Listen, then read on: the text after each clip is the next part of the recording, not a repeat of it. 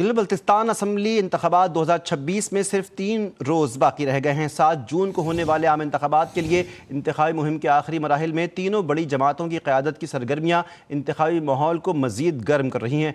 दियामिर से लेकर गिलगित और गज़र तक जलसे, कॉर्नर मीटिंग्स, इंतखाबी रैलियाँ और रिवायती सकाफ़ती सरगर्मियाँ इंतखाबी माहौल बना रही हैं। शाहराहों पर सियासी काफ़िले मुतहर्रिक हैं। गिलगित में इंतखाबी दफातर नारों से गूंज रहे हैं। आने वाले दिनों में सियासी मुकाबला मज़ीद दिलचस्प होने का इम्कान है।